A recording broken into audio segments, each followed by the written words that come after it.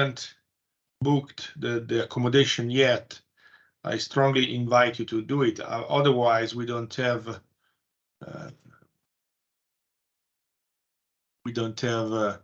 any possibility to help you.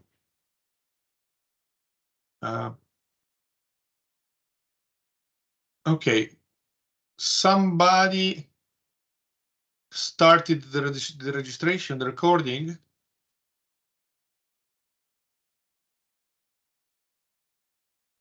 Hi, Professor.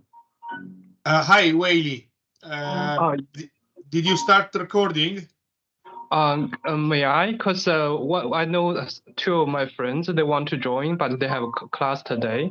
And so they asked me whether I can help them to record it so I can share the information to them, if it is allowed, or I can just... Absolutely is allowed. I would have done if you wouldn't. So in case, do you know who will receive the recording? Because I guess he is the organizer that will receive the recording of the overall tutoring. Anyway, you did it, so for me it's okay. In case you receive it, please send us. Okay, yeah. But I guess that the one that will receive the recording will be the one that started the organized the overall room. So probably probably would be great. So I would say that we can start, because honestly, I bet that nobody arrived later, maybe not today. And anyway, since we're gonna have the recording, it's not gonna be a problem. So let me share the presentation. Yeah. Why doesn't this work?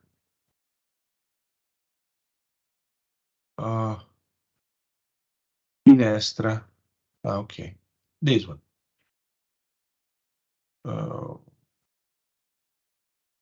Okay, can you see the presentation? Yes, I can. Okay. Well, I'm gonna be alone, so I can't check any how do we say any chat advising. So if you have questions, please don't hesitate in interrupting me, because if not, I can't answer you in time. Is it okay for you?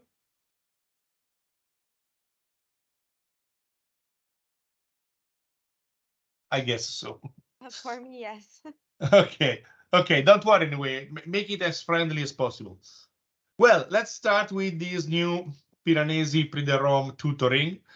This is the first tutoring for the next edition of Piranesi, Premio Piranesi, Piranesi Award, the 21st edition. And so everything is approaching, and we are looking forward to start this new adventure with you all. So what are we going to talk about? We're going to talk about valorization and knowledge, basically. And afterwards, we're going to talk about water architecture and landscape approach to what we're going to do there. As you all know, Premio Piranesi is an award, is a prize, but nonetheless is a seminar. So the main goal for us is not to make you winning, but is just to make you learning as much as possible, and most of all, to have you the best experience as possible. So that's why we are having this tutoring before, because we want to introduce all the topics in order to get you completely aware of what we're gonna do during the 2 weeks you're gonna spend in Tivoli with us, and spending the best time as possible and learning as much as possible as well. So, as I told you, we're gonna talk about valorization and knowledge. And valorization is what we design, and knowledge has to do a lot with where we design. What we design. We will design projects, architectural projects, insisting on archaeological area to try to valorize, to enhance the offer of the sorry, somebody should turn off his microphone, please, because we are listening a lot of noise underneath. Oh yeah. 反正你们现在也不用是吧？然后等过两天好像看他这师傅过来还是怎么弄的，他就是那个后边那个和那个东西脱钩了。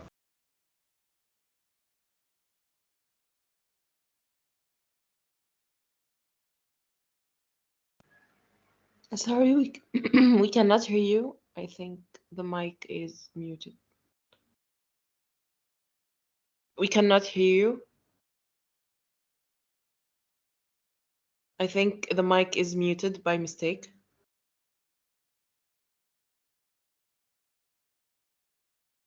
Can you hear me now?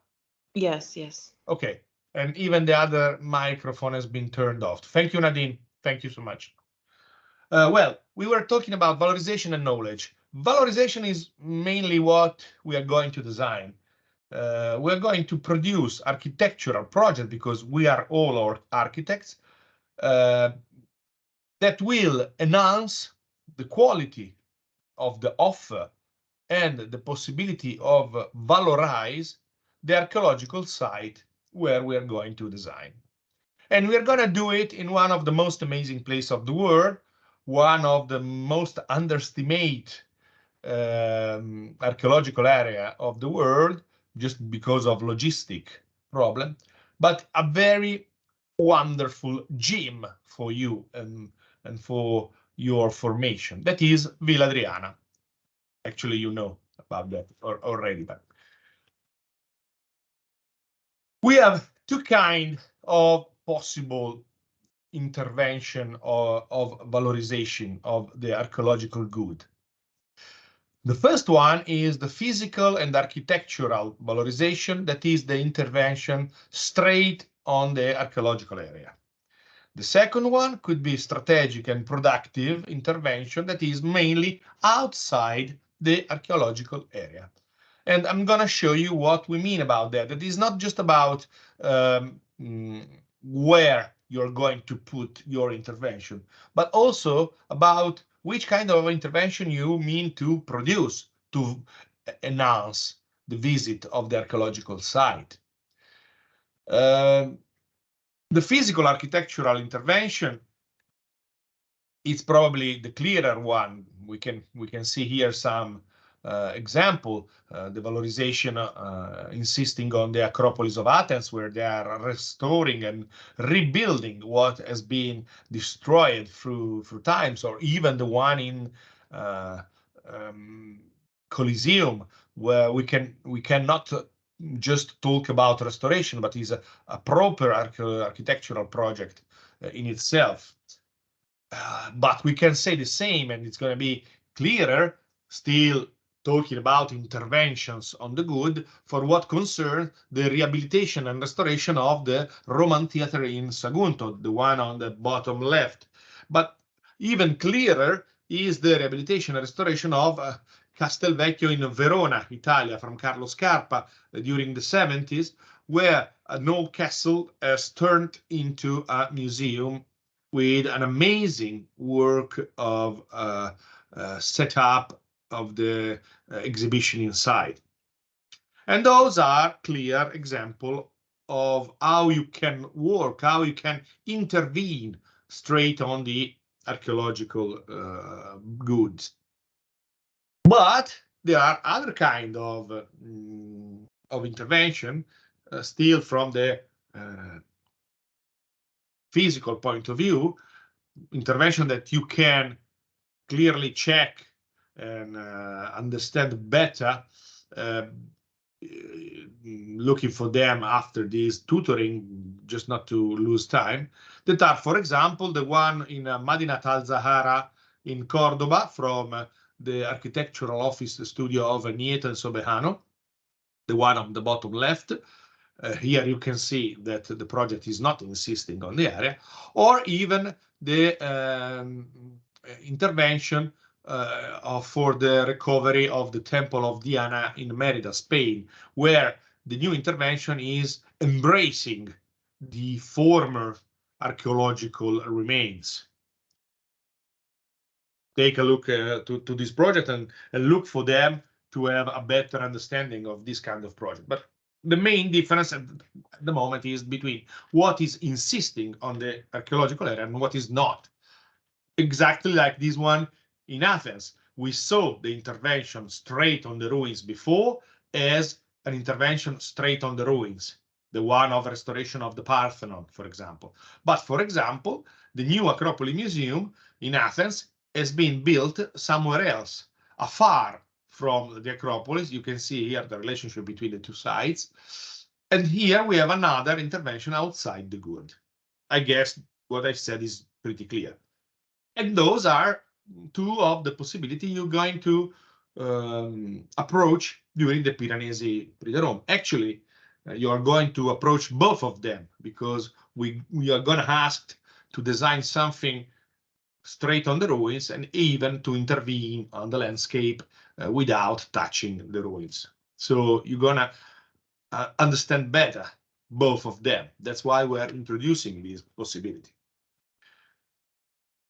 The strategic productive intervention, that one that is outside the archaeological area, is a production-based process focused on the position revenue with respect of the cultural asset and the investment, public or private, aimed at the production of wealth to be redistributed between the asset and the investors. That is not just about earning money, but is about mainly having all those chances, all those possibilities to valorize a site, to preserve a site, and to diffuse the knowledge of the site in itself all over the world with all the possibility you can have. So basically, you have to find a meeting point between the demand for knowledge and comfort, that is the demand from the public, and the offer of ostensions and services by the institution. So it's the normal relationship that is what it is offered and what is requested. This could be obtained, the valorization, through four main topics. The first one is the strategic design that has to do with the conception, implementation, and management, and to create the best situation to let the goods to be discovered better. Then the production of cultural products, that is exhibition, museums, shows, books, and so on. All those things that can be created and somehow sold. The third possibility is about communication, that is brand formation, web platform, conferences, merchandising, all that is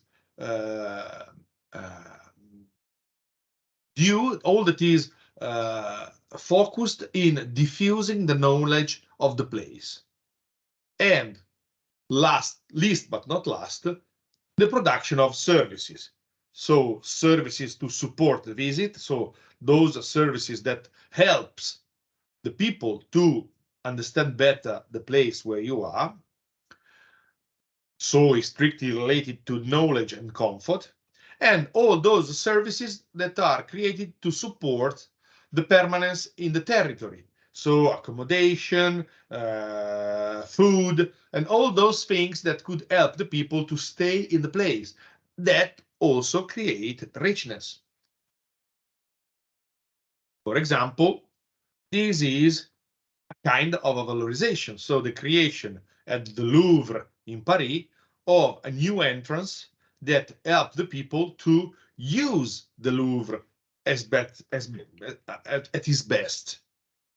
But even the new project, not that new any longer actually, in Abu Dhabi of the new Louvre, where the creation of the new museum give the possibility to see something somewhere else, so the collection from the Louvre, exhibited in the Arabic Peninsula. So creating all those chances of inviting people to go there, to spend time in there, and so with the need of booking hotels and eating in restaurants and so on, with all the services that are needed, obviously. Here you can see some of the places, something that didn't exist at all before, but something that has been created just to give an answer to a request of a cultural offer that at the moment is a bit absent over there. This is a majestic example of what could be done, and this is something pretty impressive, but obviously there are different scale and degree of interventions. But what are you going to design during the Piranesi Prix de Rome? You already heard about water architecture in an archaeological landscape. That is actually what we're going to ask you about. Why water architecture? First of all, because of the territory. The territory of Tiburtino, where Tivoli insists, is very rich of water fulfillment. And through the time, also because of that, hosted an impressive series of villas that belonged to the most influential and high-profile Romans, that at the beginning of the 2nd century acted as landscape crown to the emperor villa, the villa where you're going to work. All those villas, including the imperial ones, own their strategic location to the presence of the Aniene River and the four aqueducts that developed from it into a tunnel towards Rome. So in there were no problem of refilling of water. Here you can see an old map of the territory. Here in the middle, you can see the Villa Adriana, the imperial villa. Can you see my arrow?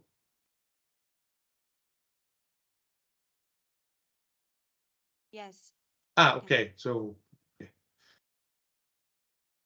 And this is a more recent plan of Villa Adriana that shows pretty evidently the big importance of water inside this archaeological complex. This water is still there. It's something that you're going to experience when you're going to spend your time in Tivoli. In fact, this is an aerial view of Villa Adriana, and you can still see all the basin still filled with water. Other of them has been emptied through the century, but it's going to be pretty clear for you to understand how the Villa Adriana would have appeared through the century. This is a reconstruction of Villa Adriana, a possible reconstruction of Villa Adriana, and you can see how large the complex was. You have to understand that during his largest period, Villa Adriana used to be 120 hectares wide. So basically, I wouldn't call it simply a villa, but something closer to a small city. In fact, it used to host almost 2,000 people at the same time inside the complex. And here you can see some view of the villa that probably you already saw during the presentation of the Premio Piranesi. And even here, the presence of water is pretty important. That is very important to us as well, not because water in itself, but because we want you to understand that water could be a material of construction like bricks, like marbles, like all other building materials that you are more keen in use it. And water is a material like anything else. The fact that now is not used as much as the other is just a matter of chaos, but the chance of using it should be very implemented. Here you can see the basin of Pecile, or here you can see the rounded pool of the Teatro Marittimo. That was a swimming pool, probably. The other side of it, again, the Pecile. But in Villa Adriana, even those places where the water at the moment is absent, it's clear how important the water in there was, because, for example, this is the complex of the big thermal bath, and you can easily understand how important water was inside a thermal bath. And also the presence of a large amount of olive oil trees all over witnesses the importance of water over there. And as I told you, the 4 aqueducts and even the presence of the river Aniene solved this problem. This is an amazing view of the Canopo, a long basin used for amazing shows, completely filled of water. And this is the vice versa view of the basin of the Canopo facing the Serapeo in the night. Very impressive. I really hope that you can have the chance to visit in the night Villa Adriana during your staying in Tivoli, because it's not open every day because it's a matter of costs. But if it has the chance to do it, I strongly invite you to go there and visit it. This one, for example, again, was Piazza d'Oro, and Piazza d'Oro is another very important situation in which the water used to flood all this central area, first of all, to give the chance to all the vegetation to grow, but also to reflect the surrounding on it with the obvious strength of the water. And so, as I told you, water was used absolutely as a building material. Even in the construction of the more normal material, like bricks and so on, the use of water is absolutely important.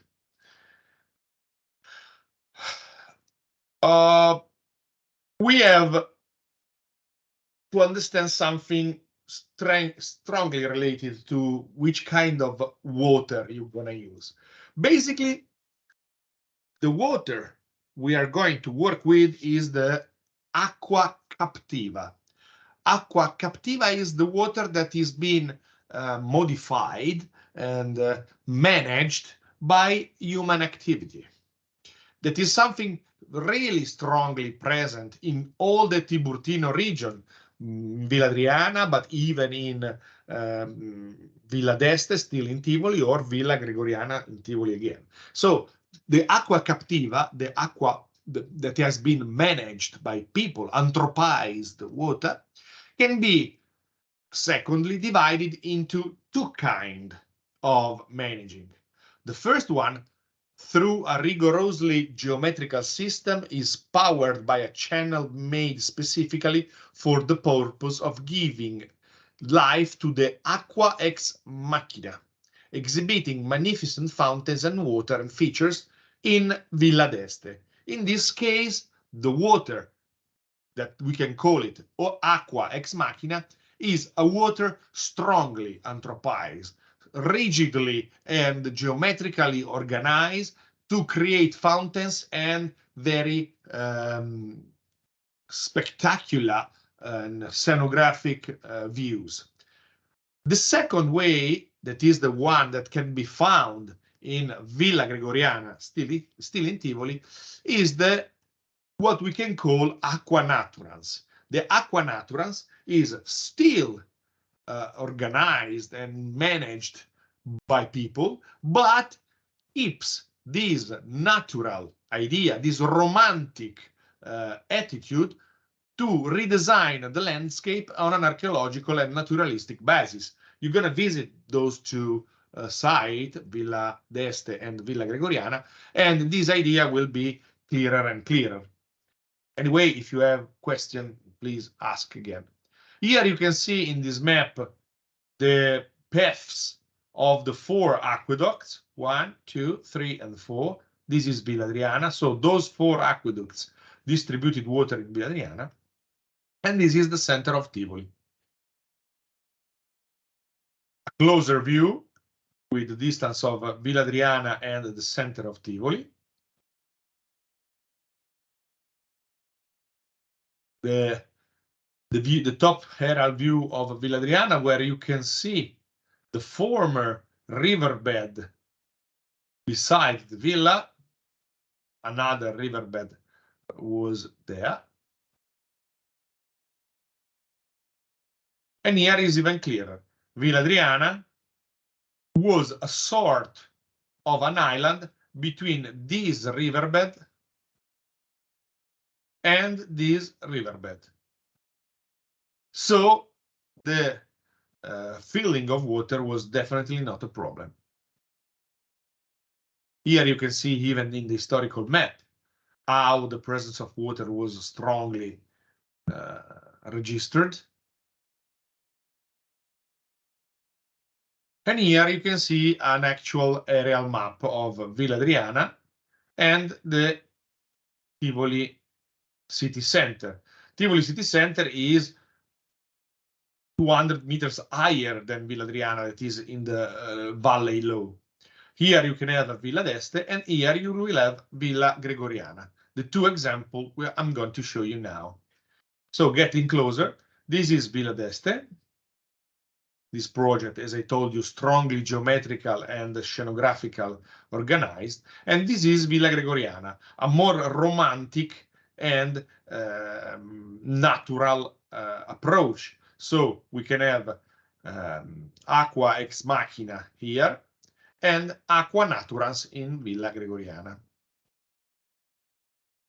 This is Villa Gregoriana. You can see the very rigid geometrical design of the garden and the pools of the villa. This is the building in itself, and this is the garden that hosts all the fountains and the water games. Here you can see some of the fountains reflecting themselves in the pools.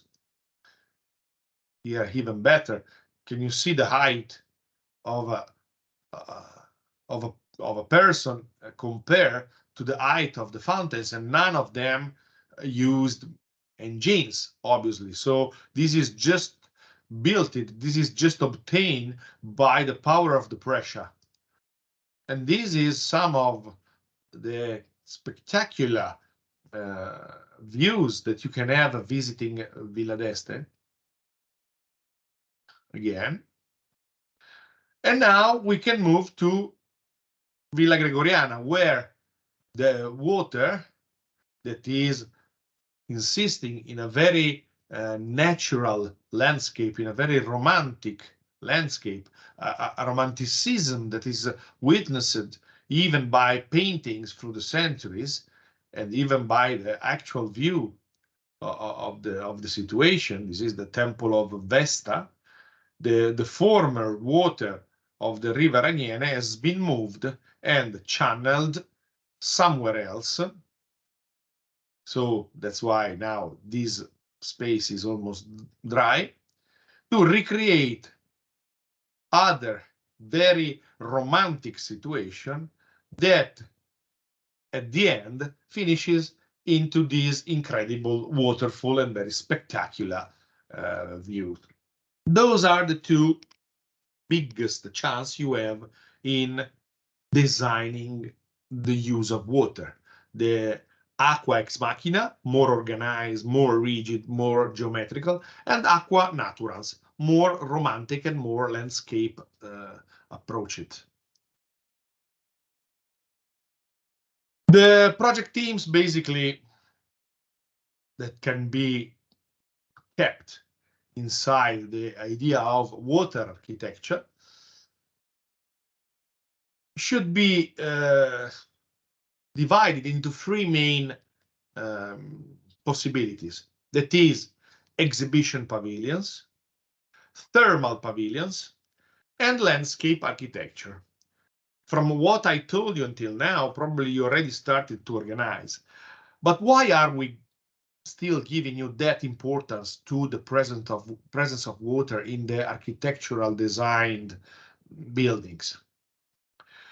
Mainly because even during the ancient times, that is not only for a Roman situation, all those pavilions that used to host water were those architecture they used to host the biggest pieces of art as possible. For example, here we have one view, one possible reconstruction view of the Terme of Caracalla. Here you can see how many niches in the thermal bath used to host lots of statues all over, and even the building in itself was a piece of art. We can say the same even if we take in consideration this perspective section of Terme of Diocletiano, thermal bath from Diocletiano.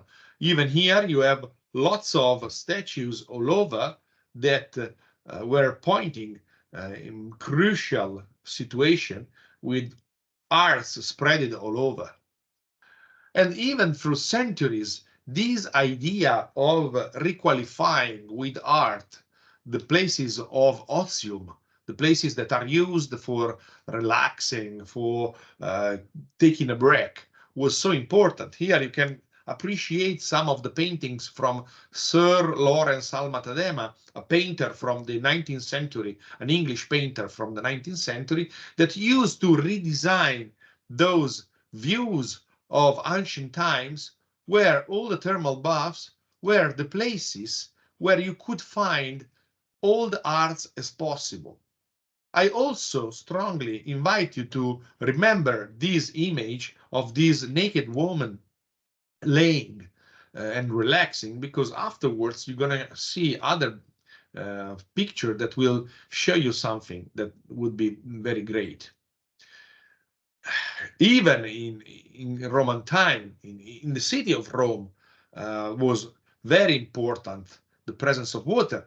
This big rectangular full of water actually was the swimming pool of the Domus Aurea, the new residence of Imperator Nero, that after the death of Nero was substituted by the Colosseum. And so you can even understand how big this pool was, because the Colosseum is entirely kept inside that square. So you clearly understand how important the presence of water was inside the Roman habits.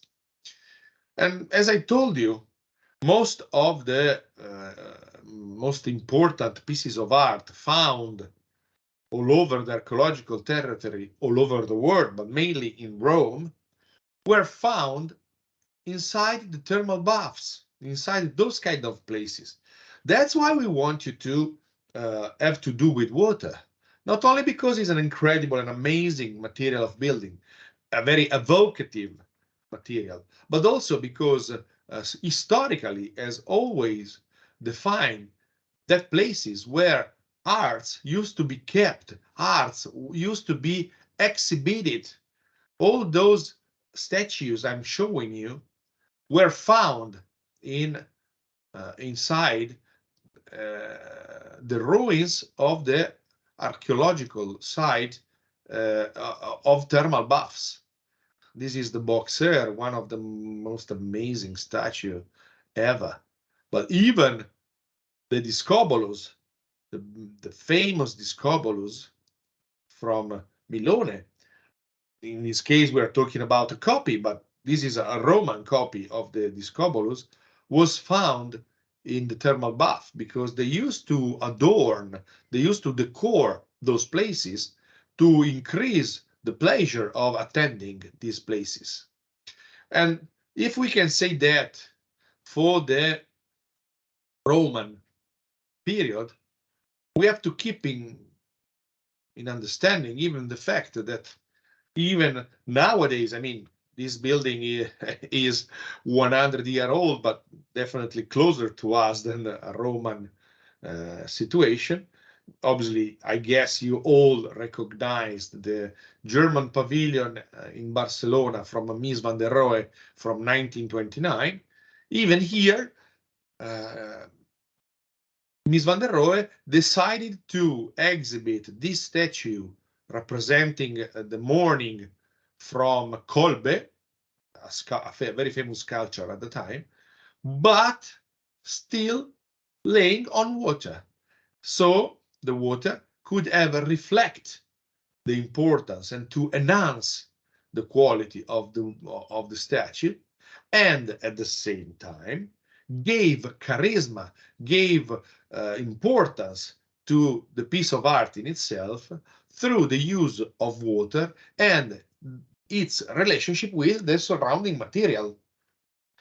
Those are all ideas of museography, all ideas of exhibit design that are all those kind of information that you're going to be given during the Premio Piranesi by your tutors and the people that will help you in understanding what you have to do.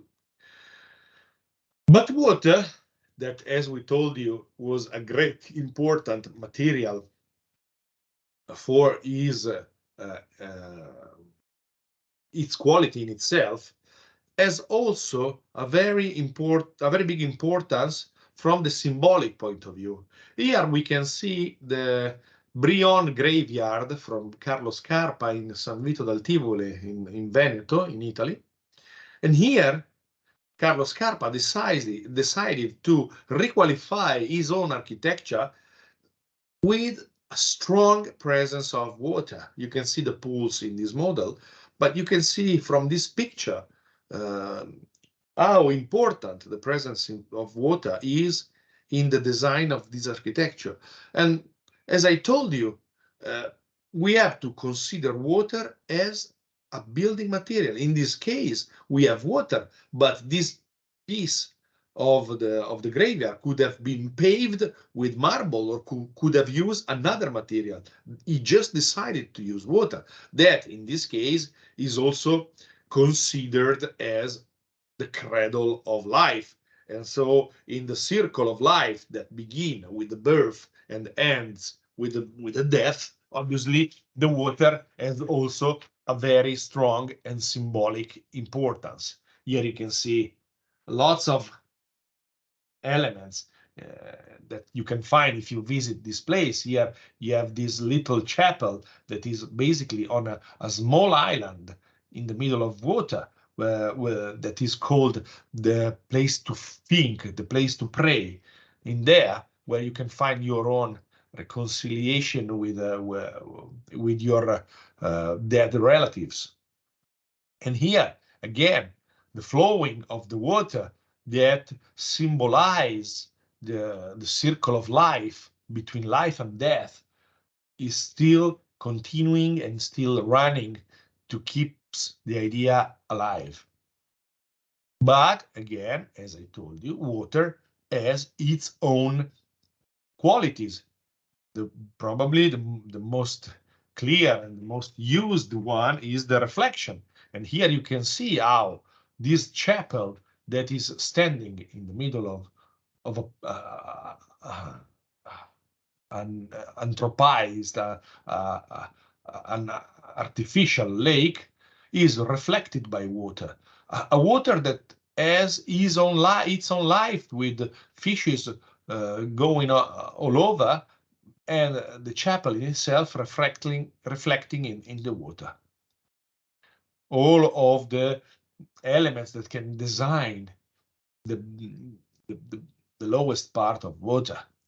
But probably, definitely, even more important and even more famous is the relationship of water with this architecture, the Frank Lloyd Wright Kaufman House, better known probably as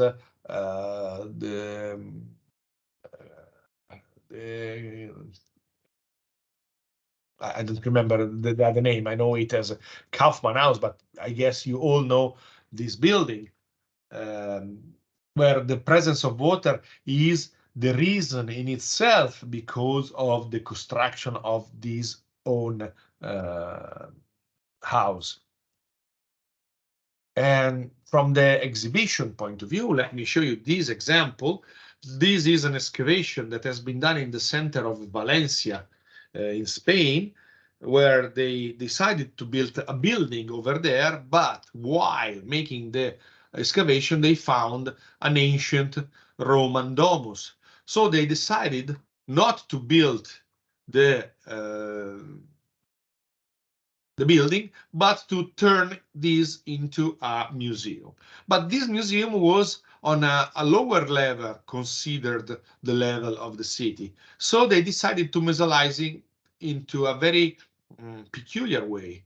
They built a square over it, part of it completely covered by glasses, and those glasses used to host water on them. So if you look at this, you can see the water over the glasses. And if you want to visit the archaeological remains, you enter the museum, you go underneath the square, and all the light entering this amazing museum is filtered by the water over your head. This is another view that makes it even clearer. And this is the quality of the light, the quality of the atmosphere that can be found inside this amazing museum in the center of Valencia. This is the way we would like you to use water in designing architecture. This is the idea we want to keep. And now, if you remember the picture from Sir Lawrence Alma-Tadema that I told you to keep in mind, the one of the naked woman laying, I'll show you some picture that maybe makes you understand what I meant. I bet you understand the building where these photographs has been taken. If you don't, I'll tell you. Those are the spaces inside the Vals thermal bath from Petersonton. A part of being one of the most extraordinary architecture ever made, this place, because of the quality of the material and because of the way Peter Zumthor organized the relationship between materials, solid materials and waters, became one of the most amazing place, not only to define incredible interior spaces, but also to host exhibition like the one of the naked woman I showed you before, this one. This is the place where you can have those kind of picture, because nowhere else you can have such an environment, such an atmosphere, because of the reflection of the water, because of the atmosphere that water creates with its warmth and its quality. The fact that anytime you enter the water embraces you, giving you that warmth and that quality. And because of the quality of the water, one of the main goal of your project, the main goal you are asked to achieve during the PRINESI award is the way the light interact with your building. Because if you use lots of water in your design, obviously the light will be a crucial point. I mean, light is a crucial point anytime, but in the case of the using of water, the light is even magnified because water reflects light, and water filter light, as I told you, for the example, in Valencia. So here you can see some of the example on which water and light interact each other in order to redefine atmosphere, in order to create some kind of qualities that gives the importance and the quality to your architecture in itself. And at the end of the day, the thermal bath in Vals from Peter Zumthor could also be an incredible museum. And what about this house? How important is the relationship between light and water And how important is the idea of organizing the space in relation to this extraordinary material? Look at this other building, the way it looks like entering the water, creating an hole into the water. And its relationship with the water itself makes all the difference of the world. Otherwise, we would just have a simple prisma, metallic prisma. Again, how the water can surround the house, how the water can redefine the landscape, how the water can also define the places where you can and the places where you can't go. This is so important. This is so great. And this is something we want you to train yourself in, because actually is what we would like you to become better and better. In this peculiar situation, a building design from Guido Canali, we are even using water in defining the spaces of an industry. This is incredible, the way the spaces interact between what is walkable and what is water. And so defining that important part of museography, that is the definition of the limits of an architecture, the water is one of the best limits you can have. Look at that. This is from outside. Take a look to this glass tower from outside and how this glass tower opens to water when you are inside. But there's a lot of this architecture, probably you know more than me, that interacts with water, that use water as the turning point of the project in itself. Try to guess all those projects without water.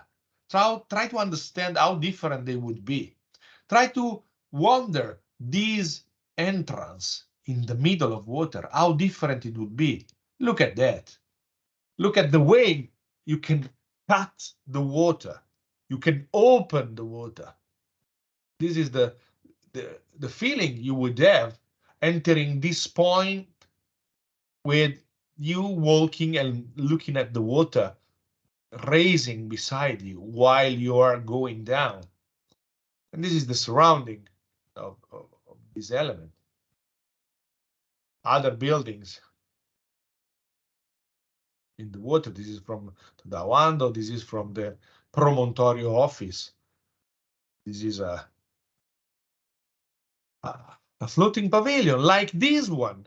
In this case, this pavilion changes with the raising or not of the water, with the raising of the water level. Those elements, those vertical elements, get different inclination according to the level of the water around it.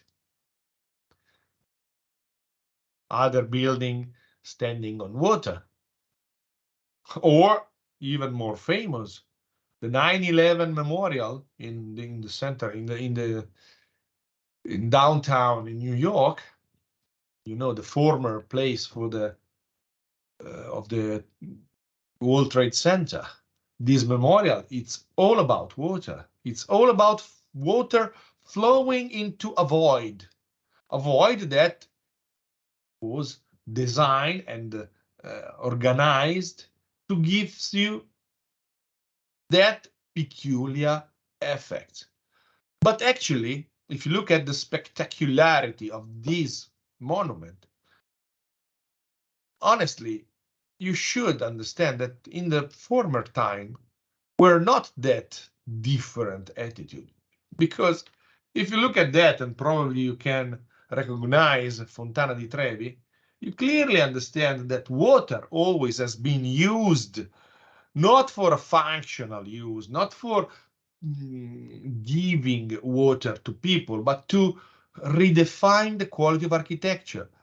The Trevi fountain is not something thought to supply water to people. It's something thought to requalify and to emphasize this facade of this amazing building with the presence of water itself. Obviously, again, the relationship with water, and something you will be asked to, all those environments, as we said about the thermal bath during the Roman times, or the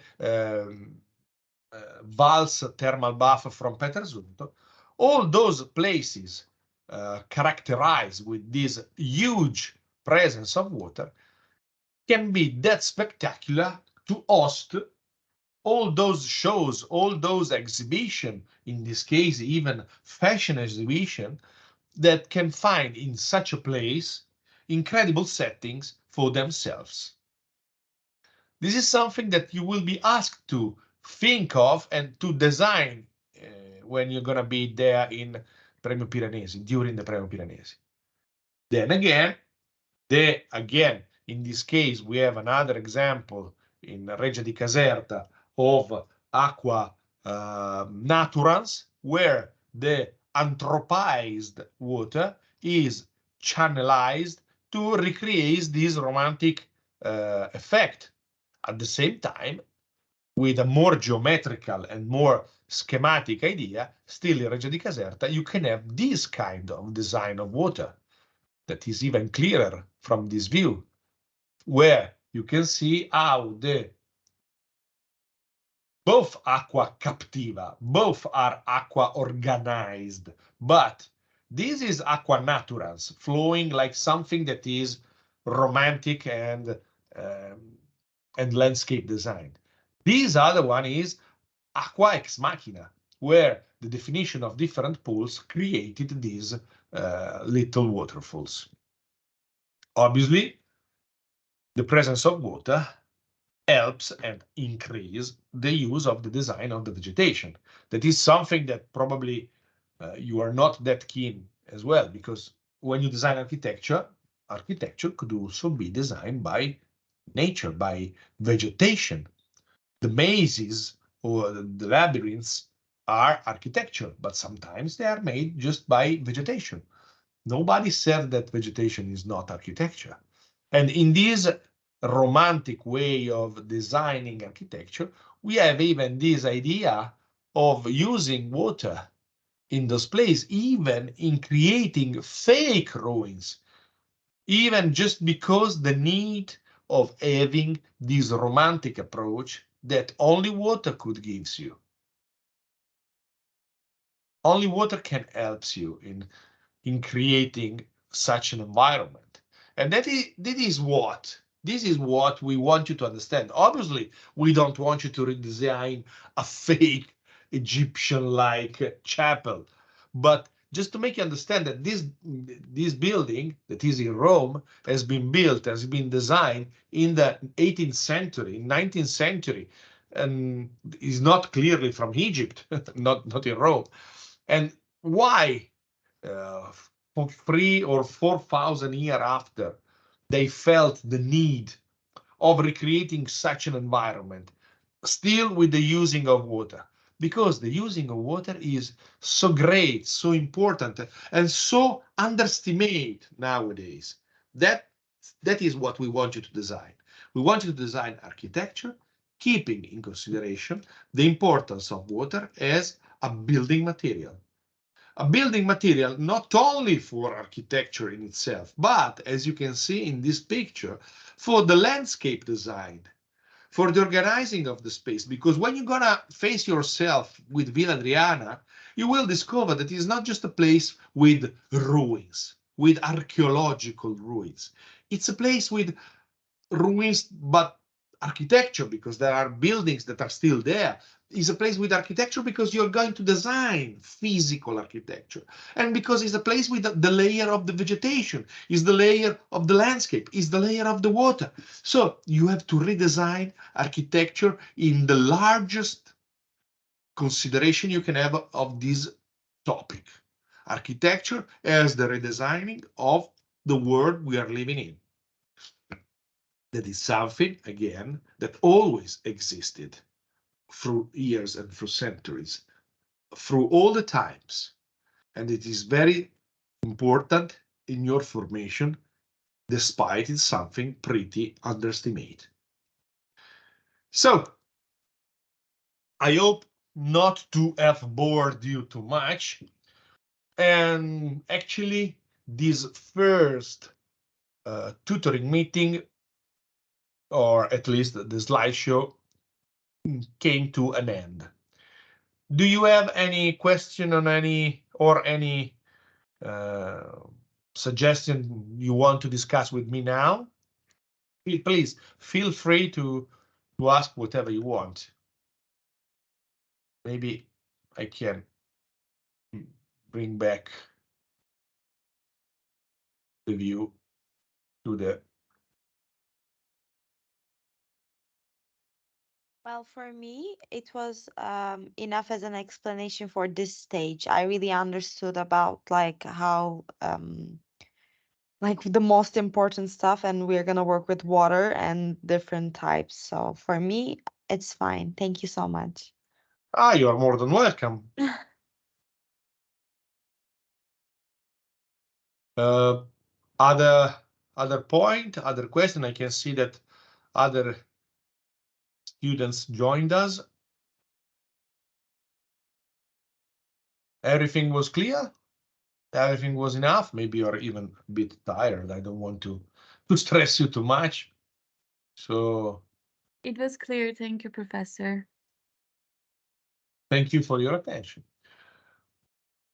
Well, if you don't have peculiar questions, don't worry. That's okay. It's Monday for everybody. It's Monday evening for everybody. In case you will have other question that comes out through the week, don't worry. You can ask me next Monday. I'll be here again. I hope my English is comprehensible enough for you all. I try to speak as low as possible to make it clearer to all of you, not to be too fast. If everything is okay with you, I would stop the recording and okay,